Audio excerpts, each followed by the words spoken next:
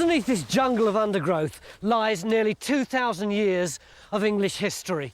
The council wants to create a park here, and a local chap wants to build a hotel over there. Now, we know that there's a Roman fort over there somewhere because it's already been excavated, but there should be a medieval castle here and maybe even a Jacobean or a Tudor mansion as well.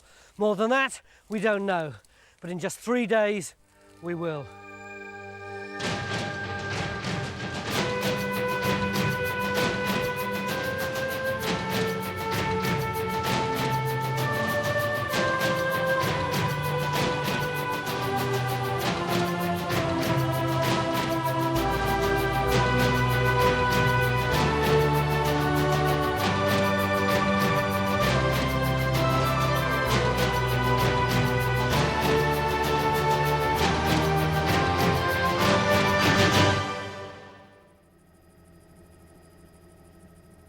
This is Malton in North Yorkshire. It's a quiet little market town between Old Malton and Norton, on the banks of the River Derwent. The dark green jutting into the town is our site, and it's going to be a big challenge. Not only are we looking for 2 buildings from different periods, but the site is completely overgrown with nettles and trees. The good news is that we've got Mick back, but I don't think he's going to be running around like he normally does. Mick! Hello, Tony. How are you feeling?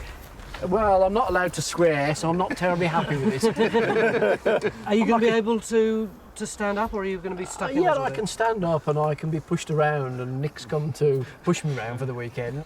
Oh, you've got a safety belt on. Safety belt on the leg, yeah.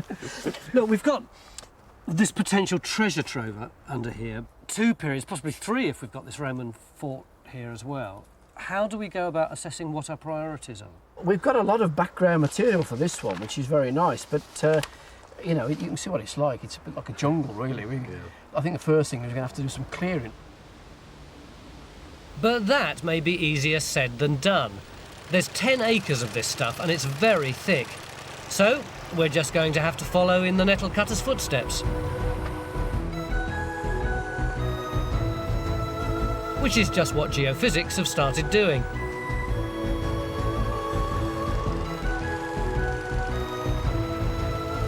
While Stuart takes charge of the nettle cutting strategy.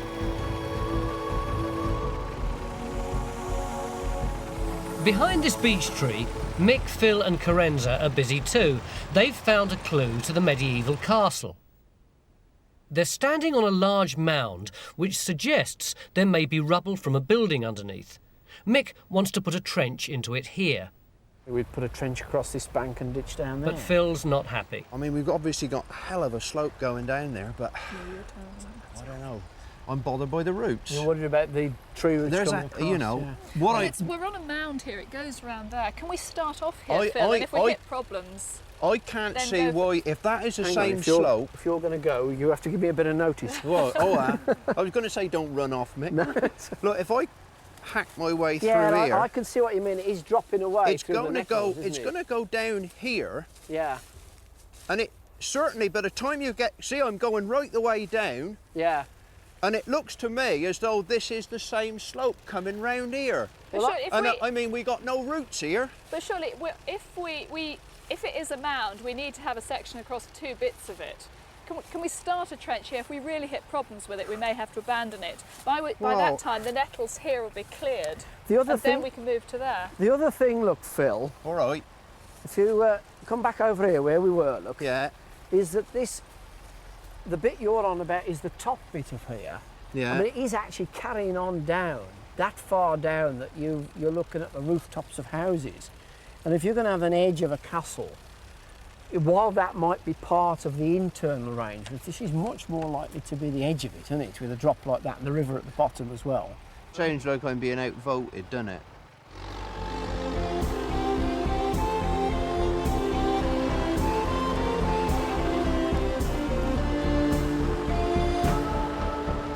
I mean, this whole lot is a scheduled ancient monument, isn't it? What does that actually mean, John? Well, the schedule is actually a kind of list which is compiled and maintained by the Secretary of State for National Heritage, which identifies sites which deserve statutory and special protection. English Heritage were interested in the site and actually support the Time Team's investigations. Yeah. And in fact, on our advice, the Secretary of State actually granted consent, but it has specific terms and conditions. You're allowed 5 trenches here, which will cover no more than 200 square metres to try to locate the castle and the Jacobean mansion. And we've only got consent to dig in this half of the site because English Heritage don't want us disturbing the Roman fort, part of which is in the other half. I just hope the castle's in our bit. There's a good sign it may be. Trench 1 is under these trees, and just nearby, these look like old walls. Could they be the walls of our castle? You can't get at them from the site, so Carenza and Beric Morley, our historical buildings expert, are attacking from the street. It looks like it might be open in there. Well, should we? Yeah. Let's try and see if there's anyone in here. Because, I mean, if that house there is the same as that there, then there's an open space. That's right. That possible medieval wall should be, might even be visible. It looked quite impressive from... Hello. We're archaeologists looking at the castle site, and now we've sort of been in there and looked down on it. It looks like quite an impressive wall there. I wonder if we could come and have a look, see if we can see it from your garden. Yes, certainly. Right. Come in.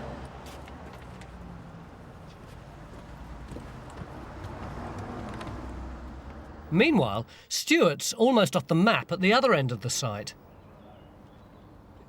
Stuart, why are you poking around the Roman fort? The fort's miles away from where everyone else is looking for the medieval castle, and we can't dig here anyway. What's he up to? I think one of the things we've got to consider on this site is why was there a castle here in the medieval period? Why was it placed here? And I'm looking to see if there's any evidence in these slopes. This is the line of the Roman fort. You see, it's massive. If you came here in the 12th century and this was already here, big defences, wouldn't you use it rather than digging your own? Really, That's right. You? Yeah. And I think there's a strong possibility that this outline of the Roman fort that was here would have been used as a bailey for a motte and bailey castle in the first instance. Remind me about what a motte and bailey is. A motte is a mound on top of which you put a timber palisade and a timber tower at first. It's just a retreat. And the bailey is the surround? That's right, it's like a key ring around it to help protect it, where you keep your horses and soldiers and so on. It's a fairly temporary type of thing until the Norman lords feel a bit more secure. And then when they feel more secure, they want to build a stone castle. That's what happens. So there's a possibility there's more than one castle on the site. A timber one and a stone one. And we're all chasing the stone one over there and tending to forget that there might be a temporary castle here in the first place, just while the lords and the barons get themselves established and control this crossing. Back at the mound, the good news is that Phil's worries about the roots are clearly unfounded. Our first trench is already huge. And it's produced what look like 2 small ditches, although they are in fact both sides of a much larger one. But the bad news from our point of view is that the few bits of pottery they've found are all Roman, so it may not be part of the castle. I'll let you go first. The walls in Bridget Lovett's garden look a better bet. They're great big stones like that. They must be medieval work. It's nicely tooled diagonally. Oh, there's lots here. And here again, big chunks with this sort of rough diagonal tooling. Oh, and yes, the actually. little levelling courses. It's very typical medieval work. So you'd be confident this is medieval? I am, what yes. sort of medieval date? It could be any date, fairly late on. There's a funny bit in the corner where it's cut away.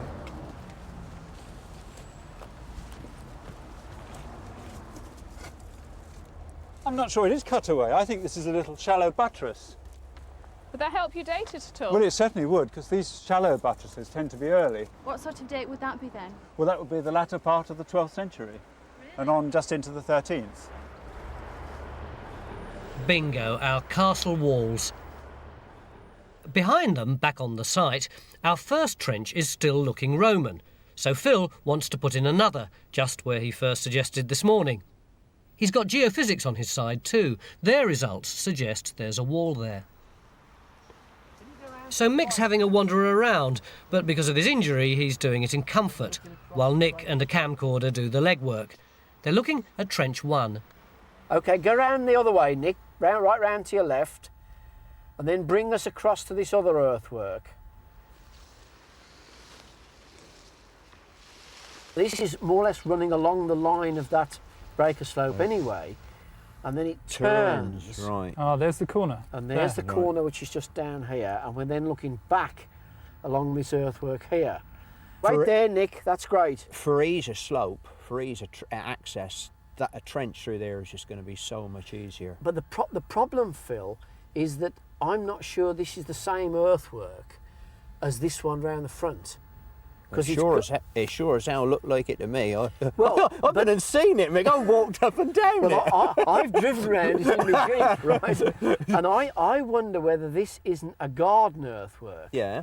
Like a terrace that's Right. going Well, it back. looks that way to me. Yeah. It looks like a terrace actually Yeah, coming round. and it turns a right angle at the end. So are you saying that that one there is originally a defensive bank which has been incorporated into the gardens? I think that's more likely. Ah, well, that's fair enough. Whereas this one here It's I purely suspect for is pure gardens. Right, And so therefore, if we dig a trench across this, Yeah. we're not going to get the story, are we? Of the... No, that's true. It could be the wrong place if you're Yeah. right. But it might also be the same feature that actually runs round both sides. Yeah. With the might of English heritage on his side, Phil's view prevailed. They're going to extend Trench 1 further up into the mound and put in the new trench. Still desperately seeking medieval. Come this way then, if you wouldn't mind. But the new trench is only a few yards away from Trench 1, which appears to be Roman. And everyone now agrees the mound is probably a much later garden feature. It all sounds like a long shot to me, but then what do I know? Looks like medieval to me, Mick, doesn't it, do you? Yeah, it's like the medieval.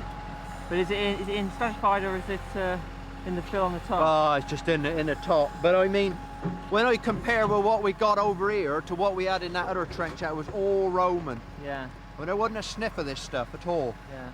So we're getting finds, and from the right period. That'll please everyone, not least the local council. Jill, why are you so interested in what's under the ground here? Basically what we're trying to do is create a community park, drawing on the archaeology of the area, drawing of the history of what is underneath Malton, Norton and Old Malton. Hang on, where are we now? We're stood in Orchard Field now, Tony, which is just here. It's Yeah. the site of the Roman fort. Oh, so that's the fort just over there. That's right, this is the old Roman fort. And where's our dig? The dig's taking part in these grounds which are at the back of the lodge, which is just straight in front of us down there. Yeah. And this community park? It's a series of walkways which is going to link the three communities together. Cycleways, scented nature trails, that sort of thing. And have you got the money for this yet? Oh, not yet. This is why you're here. The idea is to try and get as much public support as we can. We've got it because community groups are already backing us, but it's the time to get their hands into their pockets and come up with the cash. So if we uncover something interesting, it's really going to help? That's right. You're going to give us the idea for the whole overall theme, and also you're going to provide us with finds which we can put on display in Malton Museum. By the end of the day, most of the nettles are down and both trenches are well established, though with mixed fortunes. Trench 1, resolutely Roman. Trench 2, reassuringly medieval. Well, Beric and I got really excited about This is great. This is a piece of 13th century pottery that's from what's called an aquamanile, which is a water pot. There's the seating of the lid and the knob, but up against the knob from each side was an animal made up of pottery like this, and it's a sort of hideous frog-like thing. And you had to put it in pride of place in the middle of your table and poured your water from it. And it's the sort of thing you'd have had in a high-status building like a big castle, even though it's just been found in the rubble. It's a great thing to lead us on now, isn't it? Yeah. Well, end of day one, we've got Roman, we've got medieval, we've got our mystery ditch, and we're still waiting on more geophys results. Yeah. So hopefully tomorrow there'll be more finds. I think we're all pretty certain of that, aren't we? You bet. And hopefully we'll find the Jacobean house. Discover the past with exclusive ancient history documentaries and ad-free podcasts presented by world-renowned historians from History Hit. Watch them on your smart TV or on the go with your mobile device. Download the app now to explore everything from the wonders of Pompeii to the rebellion of Boudica and the mysteries of prehistoric Scotland. Immerse yourself in the captivating stories of this remarkable era by signing up via the link in the description. Stuart's on the scent of the Jacobean mansion, and he's off to survey the area where he thinks it's likely to be. It's still quite handsome, even despite the amount of erosion it's got, but it must have been wonderful at one time. Yeah, well, And this is one of the clues to its location, a 17th century lodge that was probably the original gatehouse to the mansion. The extension would have been added in Victorian times. These days, it's owned by local businessman Norris Binner, who wants to turn it into a hotel. He's collared Berwick to tell him where he thinks we should be looking. Yeah, well, you dig it over there, Berwick. My own gut feeling is that the house is down in this part. What's your opinion? Well, I think you're probably going to turn out to be right. It's likely to be like most Jacobean houses, symmetrical with its facade. And I've managed to find another one that's exactly the same. And as you can see, it's got 9 squares. Those around the outside are gardens, but if you come in through that lodge house, there's a big courtyard in that square, and behind it is the house straight ahead of you. And that, I guess, on a smaller scale than this one, is the sort of thing you got here. If Berwick and Norris are right, then the mansion should be in this area here, about 60 feet below the lodge, directly symmetrical with it. Which was exactly Stuart's thinking, and he's already plotted out the possible size and shape of the building. While GeoFizz are still hunting the castle in the most recently denettled area just beyond. And Carenza and I take to the air to try and put the castle into the context of medieval Malton. Yes, if we could just head down straight ahead a little bit off. We're looking for the medieval borough boundary and the old marketplace. But because it's market day, the first thing we see is the modern one. That's the present marketplace with the church in it. And in fact, the medieval borough boundary curved round the back of that. So where you can see all those cars parked and houses with the white facades, there's a curving line that comes right round. You can see that. That street curves right round, crosses the main road, goes round the back there, forms this lovely curving sort of enclosure around the medieval town. We could also see that for the castle to overlook both the River Derwent and the town, it must have been in our half of the site. Good news.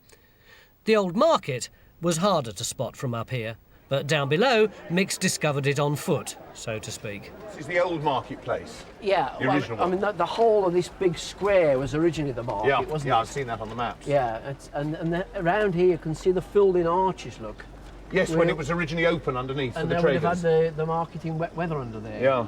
But you can see the full width here. Look, there's the other side. We've been at the one end, and the whole thing's going off down there. Give it some honour. That's it. It's okay for you, mate.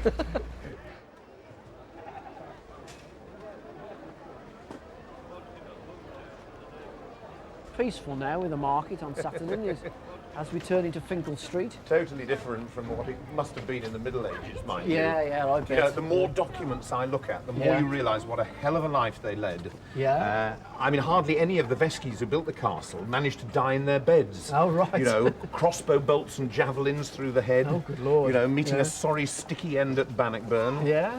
You've also got the double destruction of the castle that took place first at the hands of David of Scotland in 1138. Then you've got the much better documented one by King John in about 1214, where we've actually got the cost of slighting the castle, when they spent £11 2 shillings and 8 pence in employing 9 men to tear down the castle. Yeah. But they apparently used local fishermen. Well, what were these chaps doing? Undermining the walls or something? Presumably. Yeah. And also setting fires in order to destroy the timber structure of the castle as well. Yeah. Violent times indeed. Well, that's right, yes. It's difficult to imagine now, isn't it? Yeah. Phil's gone to see an instrument of that violence actually in production.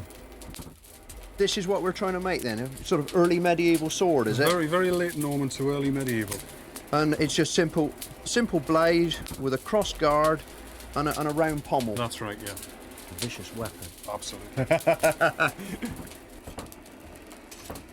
You pump the bellows slowly and evenly. It's got a counterweight in the bottom. You give it time to sink down, that pumps the air through evenly. Oh, I see. That should be ready to go now. Yeah? Yeah. And I can grab hold of this end without Absolutely. It's yeah. not hot? It's warm. Good Lord. So then. So what do I do then? Just hold it flat against the anvil. Yeah. And hit with the hammer. Try and keep the blow straight.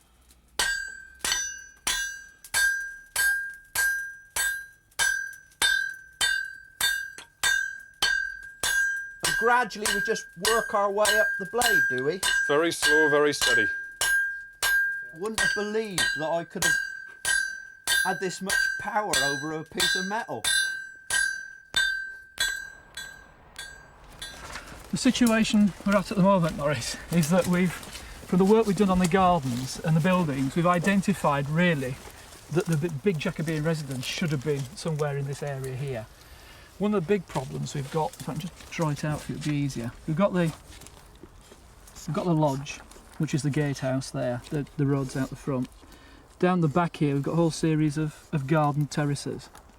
And the archaeology and the architecture suggests to myself and Berwick that we have a house sitting there, which is in this area here. Right. But the problem is it might be square with a courtyard in the middle, or it might be with a frontage there and two wings, in which case it might be open courtyard at the back.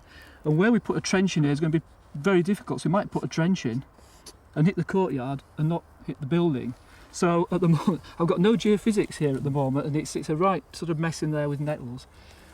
I'd feel happier if we could get rid of some of these nettles and get some geophysics in before I stick my neck out and put a trench in. How do you feel about me asking that? Couldn't we sort of take a chance now with the measurements we've got and dig the channel out now?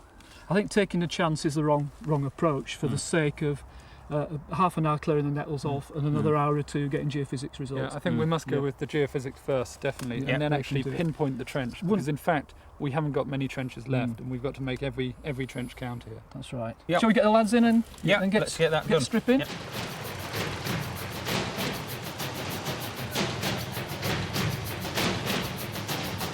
No wonder Norris looks worried. This is his garden we're uprooting. Are you sure about them taking those roses out down there? You're not bothered about it? No, they're all. Let's get it cleared out and let's get on with the job and find this house. Well, at least you get your garden done for note, don't you? Well, we do, yes. True Yorkshireman, really.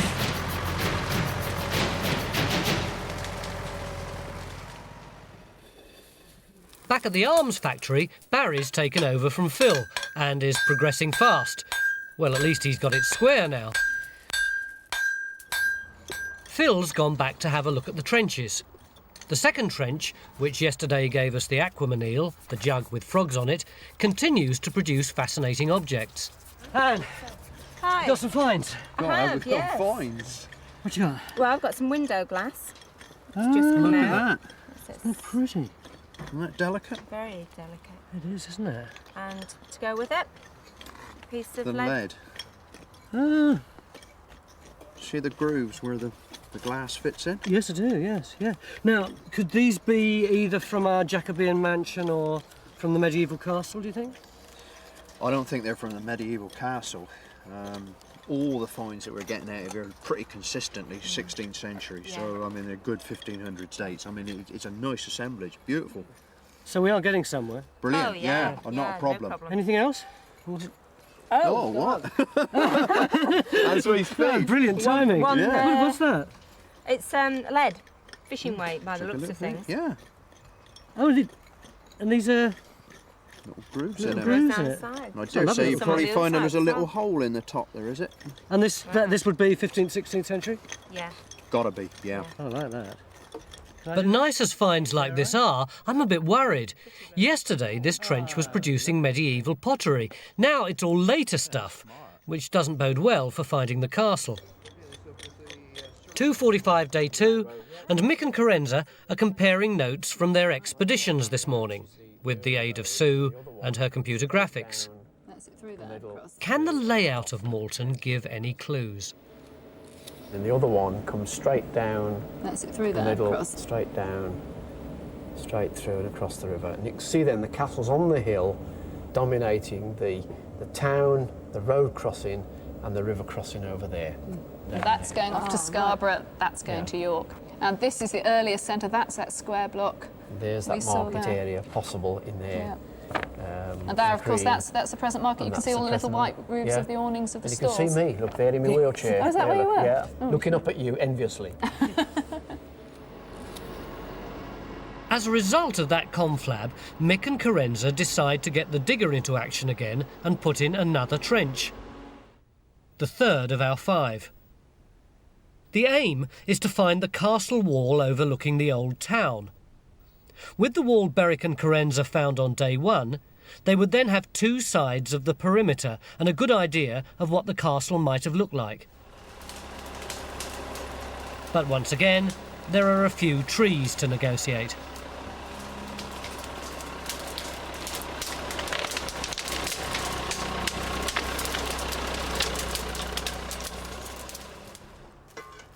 Meanwhile, Phil's turned his attentions to Trench 1, the one with the Roman ditch. Yesterday's decision to extend it out of the trees into the mound seems to have paid off. Mick the Dig has found a wall. You've got this nice rubble coming off and it's coming onto a nice clean surface there. Yeah, that's exactly right. It's got to be the castle, isn't it? I don't know. Come on, come on, mate. Look, I mean, you've got all this muck on the top of it. This has got to be a substantial building if it's got mortar floors.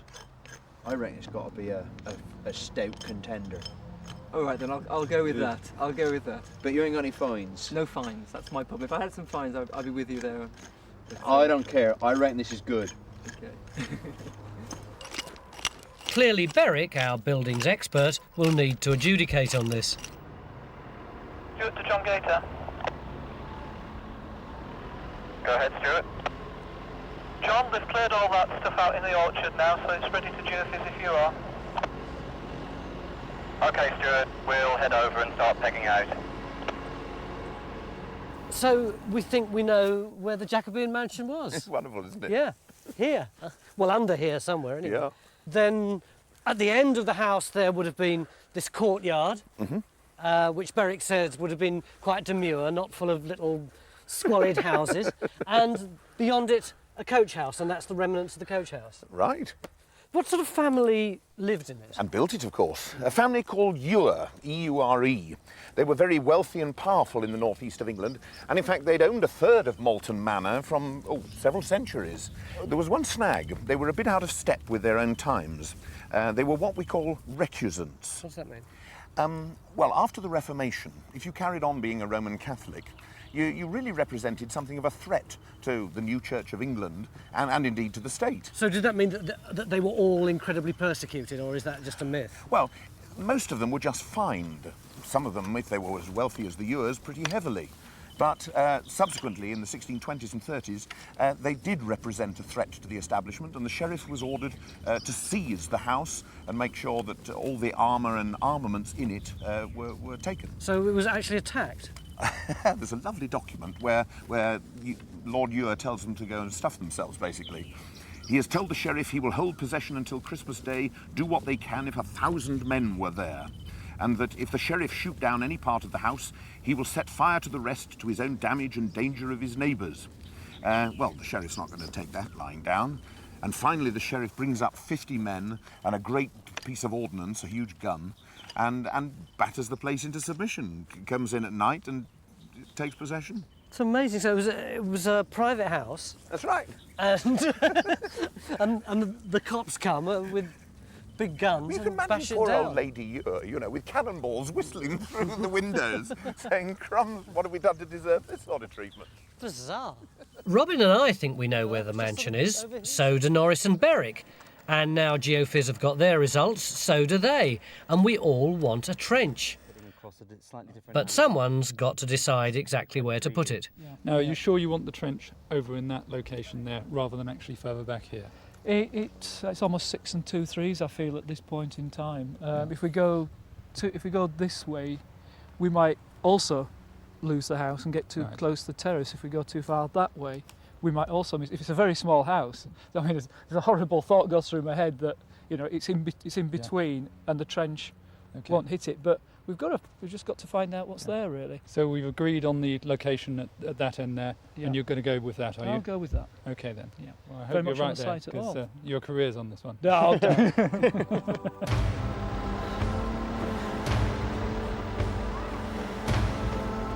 It's make or break time. With the castle by no means tied down and only one more trench allowed after this, Trench 4 just has to hit the mansion.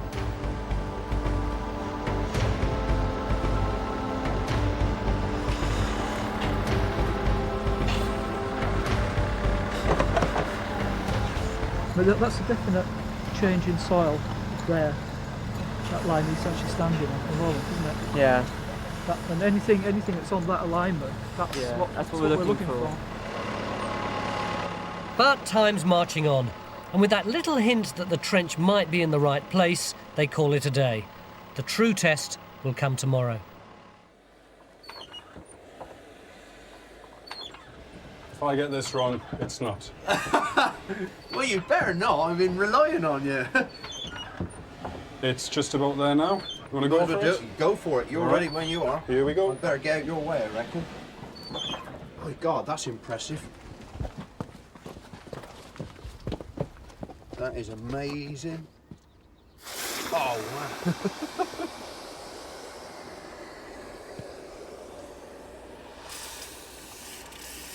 And what do you call that? Quenching? That's the quench. That makes or breaks a blade. That's the most vital part in making a sword.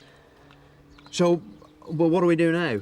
Now we grind the blade and polish it. Right. And once that's done, we fit a handguard across here. Right.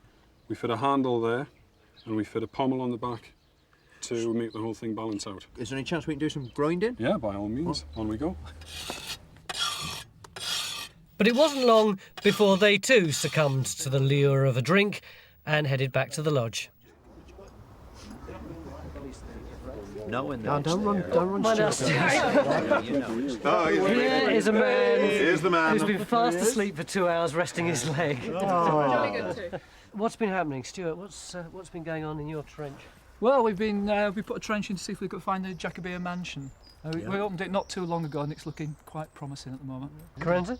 Well, after a certain amount of humming and hawing, we did eventually manage to get the digger through the trees to the bank. And it looks as if the bank that's there is turning up a rubble wall, which may be the remains of the Norman wall underneath it, but we need to do it So all. that's over by... Yeah, that's over on the west side that we're talking about, so Great. that's looking really good. What about you, Barrick? Well, I've been looking in the old Trench 1, which we've extended, which we've continued to work in this direction, and that's brought up a medieval building, a freestanding medieval building within the area of the castle. Fantastic, that's great. That's great. It obviously all happens when I'm not here. We'll stay away more often this night. End of day 2. Looks like we've definitely got our Jacobean mansion. We've certainly got something medieval, but what did they both look like? Let's hope we can find out tomorrow. Cheers. It's really good. 9 a.m. on the final day, and geophysics are castle hunting in a new area. The trouble is, it's really close to where the fort entrance is. Yeah, but this is what you thought was the... I think that's the ditches. The ditch of the fort, yeah? What haven't we got in this? It's certainly... We need Stuart to... Yeah, but the thing is, this is really different, isn't it? We haven't got anything like that elsewhere.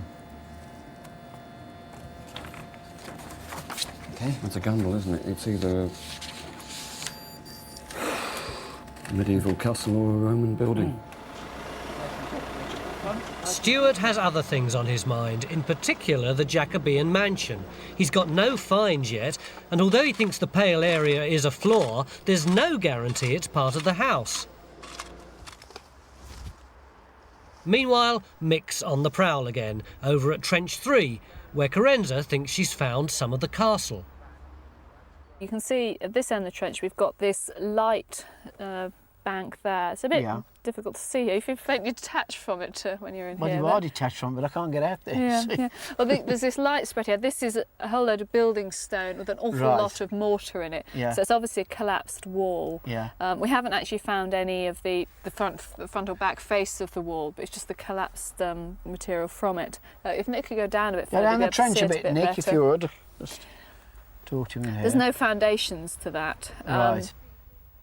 Okay, good. That's it, right. Now if you can just sort of pan up the trench as it were. So look up the trench. So what's obviously happened, they've built the wall, they've scraped down onto a fairly solid surface, which is this orangey stuff, and then built the wall up from that with really no foundations. But it's very similar to what we've got in the other trench but the one wall's over all there. robbed out, is it, in fact? It is, yeah, and there's just this rubble and mortar left. It's what sort of dated undesirable stuff have we got from this? We've had medieval stuff. We had a bit of medieval floor tile. Right. Some iron nails come out of that little bit of glass. So we're a few looking bits at of something pottery. medieval rather than earlier, or yes, later. I think 12th, 13th century. Right. Can we go to the wall and look over? Because I can't get there. I'd like to see whether we've got any sort of view over the town at all. That's great. It is, as I suspected, really quite a drop when you're looking right out over to the which town. is what we were saying yesterday with the plan and everything, wasn't it? So we've got the perimeter of the castle, as you say, overlooking the town on the high ground. And we can see that it is high ground because we're at roof level, yes. looking over the wall. John and Chris eventually dragged Stuart away from the mansion to look at their mysterious new printout. Yeah. This is a Roman fort here. That's your section of ditch coming through there, isn't it? This is the avenue of trees. Yeah. And that's the high resistance response we're getting from the bank. Yeah. But this clear building, it's just inside the fort ditches. One of the thoughts I've had since we started is that the early medieval castle builders may have chopped off one corner like that, so you can use the existing defences and then put a castle or a castle mound inside there. And that could be the first castle on the site, so getting something there could well fit in with that theory. The area they're talking about is right on the edge of where we're allowed to dig, immediately below the Jacobean house in what would have been its garden. The blue car there is the Team 4-wheel drive, and it's just brought Mick to the scene of what Stuart and Geophysics hope will be Trench 5. Right, Nick. There's the results. We've now extended the survey. John Etty's come along to keep an eye on things. Yeah. We're convinced that must be some sort of building. The problem is we just don't know the date. I'm not convinced, though, that this is likely to be the location for the castle wall, to be honest. Not on the evidence that we've got so far. Why is that? I think it's just as likely to be Roman. We don't know how far the castle went this way. But you look a bit worried about whether or not we should be digging this trench. I thought we'd got 5 that we could do. Well, that's true, but it really depends on the results that come up each time. 5 was the maximum. Yeah. The thing is, all the presumptions are in favour of the physical preservation of ancient monuments, not the preservation by record. That's considered second best, really, because techniques do advance through time. The geophysics people have actually shown that. Really, some years ago, we didn't have all that new technology at hand. And as a result, if we dig too much now, there'll be less for the future and for future generations. I understand what you're saying, but that's why we need to proceed with caution on these nationally important sites.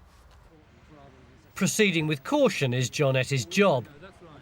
But I think deep down he wanted a trench as much as we did. So what precisely are you proposing that we do? Well, I would propose that we did put a small area in over that to test it. I mean, we could work out the sort of area we've got left in relation to the time, but a 5x2 or something like that. As small as that, you think? Well, if we want to know what the character of that geophysics is. Sounds to me as though John's prepared to give us a bit more than that, Mick. Perhaps I've said too much. I think the main thing is... Perhaps I was being more cautious than he is in the end. No. You're such a radical in every other area, and yet really? as soon as it comes to scheduling, it seems to me that you're really sort of doffing a cap all the time. What concerns me more about this is the time to do the work and the recording in the time left. It's not leaving a mess behind us that concerns me. Right, gentlemen, it is 11:15. Day 3. Coffee time, in fact. No way is it coffee time. this argument, which I must admit I've been instrumental in extending, has meant that we really don't have very much time. We've got to get on. If we're going to do this trench properly. You've got to push on. Yeah. So we've got a shot at finding Stuart's castle, but only on condition John Etty can stop the trench whenever he wants to. He's been very supportive so far, letting us dig fairly deep, but it's been worth it. Trench 1, if you remember, was where Phil and Mick the Dig found a wall yesterday. Berwick has since confirmed it's part of a building inside the castle. Trench 2 has been taken deeper and revealed this, which Berwick is very excited about. I know you've got that, Jeff. We've gone through all the 16th century dump layers and the demolition. We went into what it must be medieval, and we seem to have quite a big wide wall through here. Yeah. And I would guess that it's going to run off down here and turn to meet the equally large wall that robbed out in the first trench. So we have got a big medieval building standing here. Both trenches have produced a vast array of finds, from Roman through medieval to Jacobean, and they all need to be cleaned up.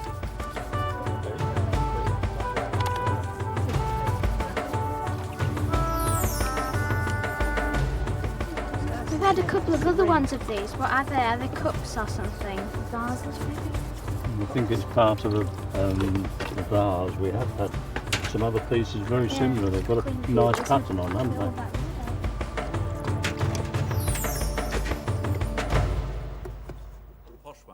Back in the incident room, Sue and Berwick have started to reconstruct the medieval aquamanile found on the first day. And look, its front leg sits on the top of the lid. Oh, yes, it does. And the back legs dangle down. We've got one on the other side. And so its feet would rest on the shoulder of the jug. Oh, I think that's rather Right? cute. Oh, well, maybe. I think it's all a bit tasteless. It would have been about 6 or 8 inches high, and tasteless or not, would have adorned only the very smartest of medieval dining tables. Perhaps Richard the Lionheart or King John, both of whom visited Malton Castle, drank from it. OK, Stuart, what have you got? Well, I think you'll like what we've got. In fact, I'll show the finds first. What we've got from here at the moment is a piece of window lead, some window glass. Fantastic. We've got ceramic tile and roof tile. Yep. And we've got this little beauty, which looks like a stone mullion. Exactly the style and period you'd expect from a Jacobean house. That is fantastic. So that, with the window lead and the glass, that's destruction, isn't it? Absolutely. Do you know what a mullion is, I haven't a incidentally? clue what a stone mullion It's is. it's a stone window frame. Right. And it's typical of the period of a Jacobean house that we'd be looking for. And to add to that, Mick's just been showing me, they're looking if they can get the plaster floor from the range of the building below that destruction layer. So, I mean, to me, it looks pretty conclusive that we've got a range of the Jacobean mansion here. Oh, that's wonderful. And it's all in your garden, Norris. It's all come together. It's all come together as well. And we're probably standing Right in the middle of it. courtyard. Yeah, Right in the we're in middle. the courtyard Yeah. here. Yeah. It's absolutely super. I'm thrilled about this. Yeah. Wonderful. Steve has now got enough information to reconstruct the mansion. The lodge was the original gatehouse, through which you'd pass to be confronted by a magnificent 2-storey mansion built in 1604.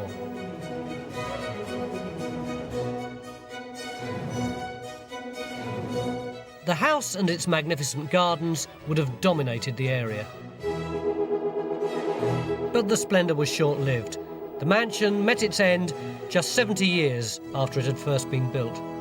Lord Ewer dies, and the place is inherited by 2 sisters, cousins, and they can't agree. In 1675, they cannot agree as to how to split this house up. And the litigation has gone on for some 20 years, and eventually the High Sheriff steps in. He says, obviously, enough is enough, and he orders the whole place to be demolished, and effectively gives 1 stone to one sister, the next stone to the second sister. Good heavens. 2 piles of rubble are divided between them. Sounds like a divorce almost, doesn't Well, it? it is. It's Yeah. kind of judgment of Solomon. Yeah, yeah. Only in this case, the baby was very definitely split through the middle. So while Mrs. Binner struggles to keep at least one part of her garden intact, the archaeology is falling nicely into place. We've got the mansion sorted out, The shape of the medieval castle is becoming clearer, and Trench 5 is well underway. It's one of these, if it's going to go down. And who knows where it's going to go down. Yeah. I can take it back. Can you move on back then, Ken? I mean, it'd be useful just to simply verify the edge that we've got. Yeah. Just to see if that's real. Just to prove whether we're right. Well, that's it. Mick, like the rest of us, waits on tenterhooks to discover whether it's Roman or medieval. Right, this is just a very rough... And Berwick's hard at work with Steve. That's the wall that we saw in people's gardens by coming in from the road with Carenza the other day, and that's a narrow buttress and a little hole in the wall which are there, and so I've used that to project and devise a building. The castle we found was probably the second one on the site, rebuilt in the mid-12th century after the previous one was destroyed in Stephen's reign. Steve and Berwick have had to make a number of guesses, but Carenza's wall in Trench 3, together with the walls she and Berwick found on day 1, give the perimeter. The buttress in those walls suggests a building here, and the walls in Trenches 1 and 2 suggest another large building here. The castle was built in stone, with a commanding view over Malton Town and the River Derwent. All we need now is the first castle from Trench 5. John? Tony, hello. I've just heard we can't dig this trench anymore. That's right. What's the problem? Well, I think so far, actually, we've already answered some of the questions about the geophysics. It looks to me as if just about everything here's later. We're talking garden archaeology here. And in fact, if you look down here, you've got... Can I come on here? Yeah. You've got a good example of that. We've got a piece of a pot from a garden plant. It's a flower pot. That's right. We found a flower pot. How old is our flower pot? Well, I think the flower pot could be quite a few hundred years old. You see, it's very roughly made. And it's the sort of thing you'd find in these sorts of gardens here. But it's not very interesting, is it? I mean, why don't we just take this layer off and get down to the archaeology? Well, in fact it is. I mean, really what we've actually got here is part of the formal gardens of the Jacobean mansion. Well, everywhere's a garden, John. Every built-up site, there's going to be a garden there. But this was associated with that very important site, and it's actually worth protecting in its own right. I can't see any evidence for the castle being in this location. It's just, it might be here, but I don't think we're going to find out on this exercise. So we're stuck, that's it? I'm afraid so. That's the 5 trenches. How frustrating. Stuart's castle has slipped through our fingers because of a garden. But I suppose I shouldn't complain. We've found what we came for, and the gardens are really a bonus. And one of the ideas for this site that we've got here, because you've discovered that it used to be a formal garden, right. What we'd love to do now is to actually recreate that formal garden here, where it was, using the same sort of flowers, hedges, everything that there was there. That would be wonderful. It would, it'd be great. John was saying that there is a formal garden like this in Chipping Camden, I think, that was actually laid out in the shape of a Union Jack. Mm. You don't reckon that? No, I don't think so. I don't think the people around here would appreciate a Union Jack, perhaps a Yorkshire Rose or something like that. Well, only if there was one in the original one. Absolutely, stick it in. Oh, Barry, how you doing? Hello, Phil. Wow! Good Lord, is that the same? That's the same one. Good God. The grinding's finished, the polishing's done, that's now a finished sword blade. How long have you been doing this? Oh, all morning, about 4 or 5 hours. What a beautiful thing. Feel proud of it? I will when we get it fully assembled. Of course, yeah. We've got to finish it off. We've got to finish it off.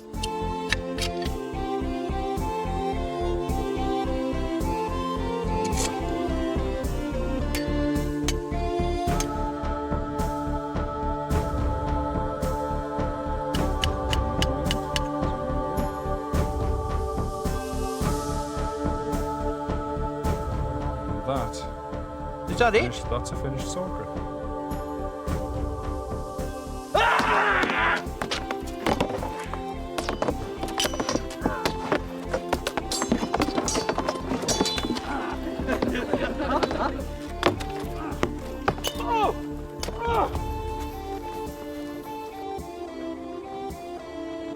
John, this is incredibly heavy. Can you get my helmet on? Sure, no problems. How did people fight with that weight on them? Practice. From the age of 10 years old, they'd have been trained to wear this kind of equipment, and despite the fact this weighs sort of 60 to 80 pounds, it's sort of 4 or 5 stone, once it's actually on you, the weight's evenly distributed, it's actually very mobile. And is this authentic? Absolutely correct to the period. You've got the mittens, the long sleeves, the very long mail underneath your surcoat here.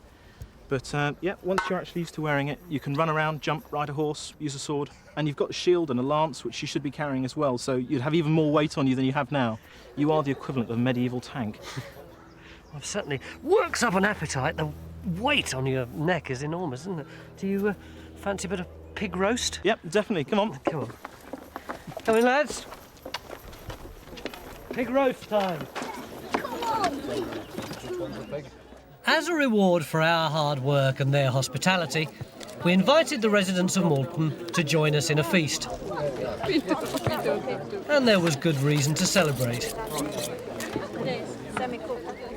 By this time tomorrow, all the archaeology is going to be covered up again, and it certainly won't be seen in our lifetime, but we've had a chance to have a glimpse at a Jacobean mansion, and at a Roman fort, and a medieval castle. Not bad for a weekend.